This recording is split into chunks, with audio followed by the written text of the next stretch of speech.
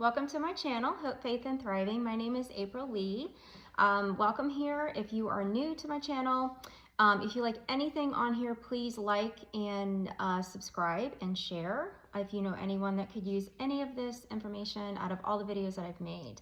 I do have 2 dogs, so if they start barking, I am so sorry, but I've had to re-record this 4 times because I said the word HI and they think someone's at the door. So sorry for that. So I want to talk about marriage or relationship and being chronically ill. So I'm going to title this, Are You Married to Your Chronic Illness?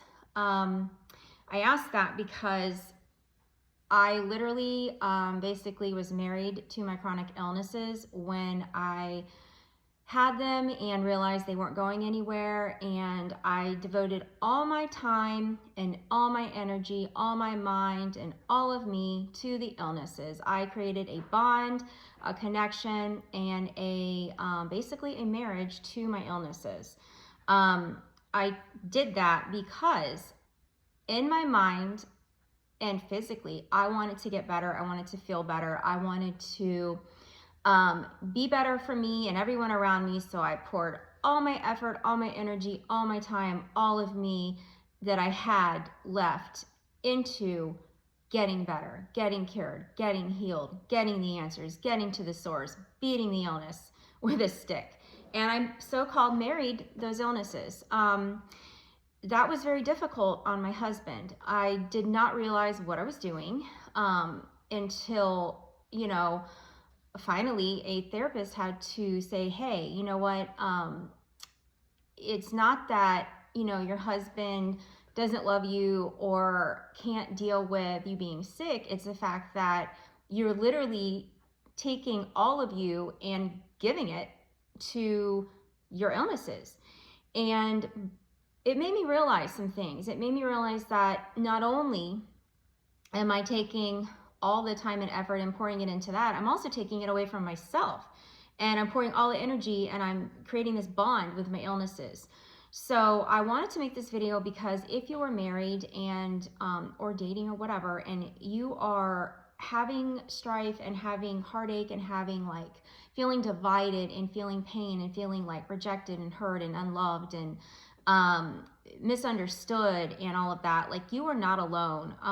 When I was sick, I felt like, and I believe truly, that if my husband could totally get it and understand, then I would feel better. That's not the case, and I truly believe that. So all I did was try to make him see what you can't see, because I look fine, I don't look sick, and all you know is what I feel and what I tell you I feel and how I show you what I feel. So if that is you and you are struggling, you are not alone. And I want you to know that this is no judgment to you. If you are pouring your heart out and trying to figure out what's wrong with you, do what you got to do, but do realize that at some point we have to find an even balance of how much effort and energy are we pouring into getting better, or our energy into trying to find a cure, source, and whatever, and how is that affecting everyone around us. So if you feel like you're so-called married to your illness, this is a time where you can kind of sit back and kind of just kind of look at what you're doing.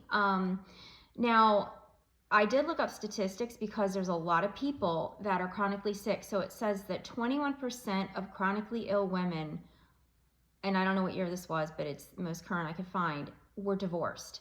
And it says only 3% of men were divorced. So I could look at that a few ways, and I don't know how they got these numbers.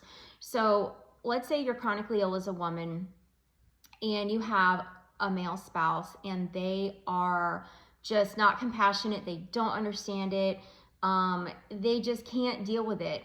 They are not emotionally mature or mentally capable, or whatever the reason, they are not able to support you, and you guys just, can't do it, and he leaves and he can't take it, or whatever the reason, or you leave because you feel unloved and you feel disconnected and hurt and not understood and so on, and you just want to be done with it.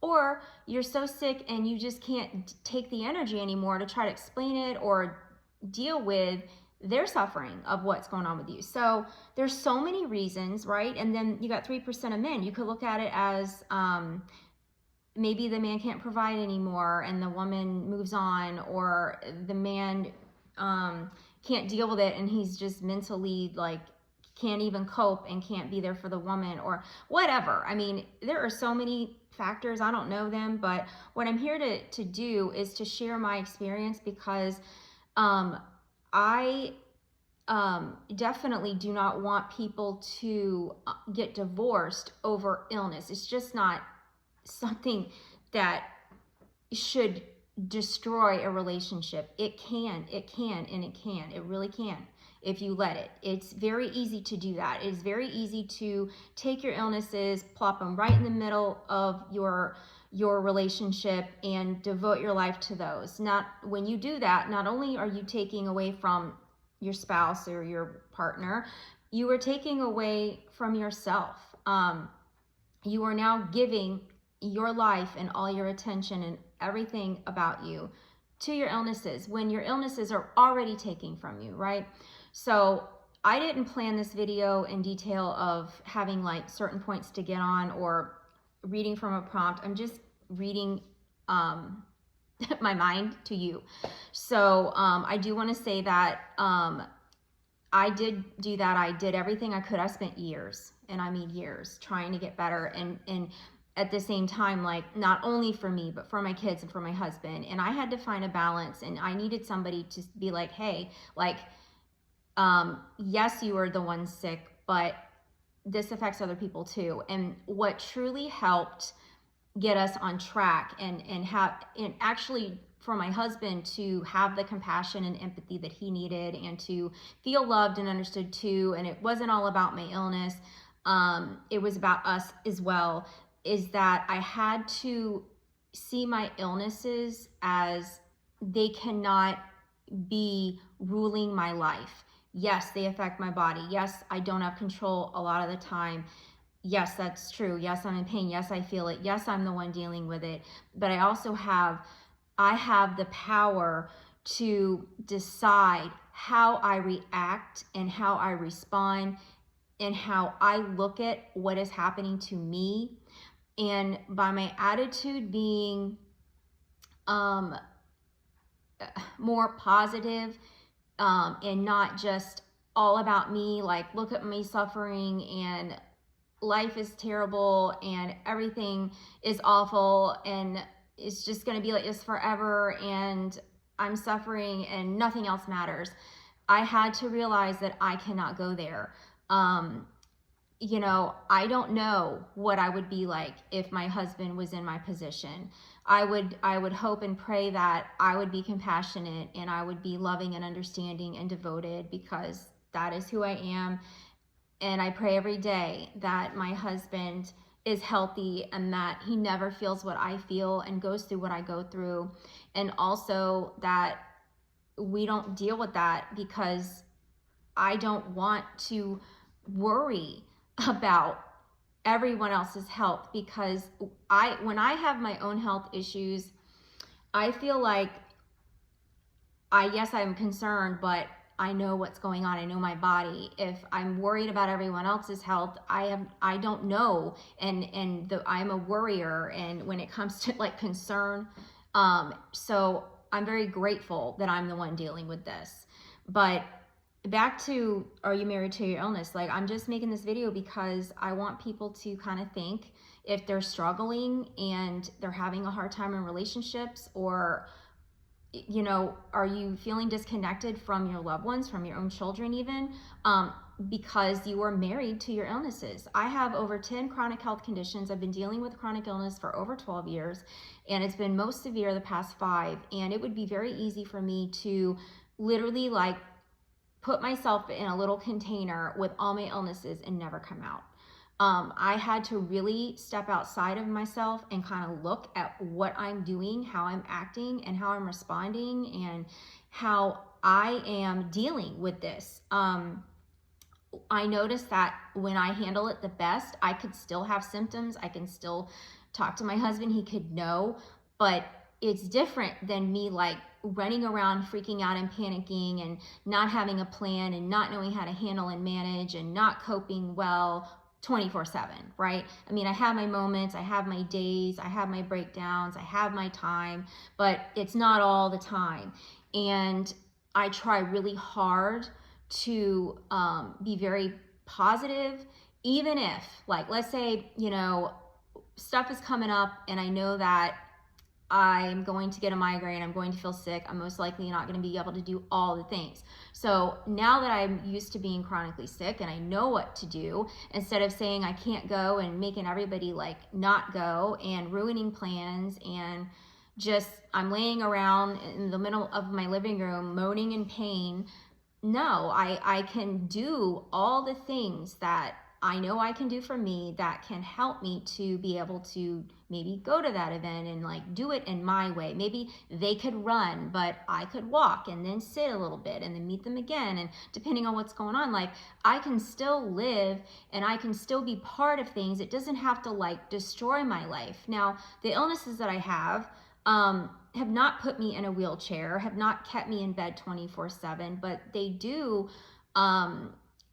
give me a life of very unpredictable circumstances. Like I have a migraine right now. Yes, I'm sitting here doing this, and yes, the migraine is going to get worse, but I want to get this video out because I want people to feel like they are not alone and that divorce does not have to be even a thought in your mind. If one of you are dealing with chronic illness, or both of you are dealing with chronic illness, like till death do us part, you know, in sickness and in health, if you took those vows, like those vows are going to come into play now.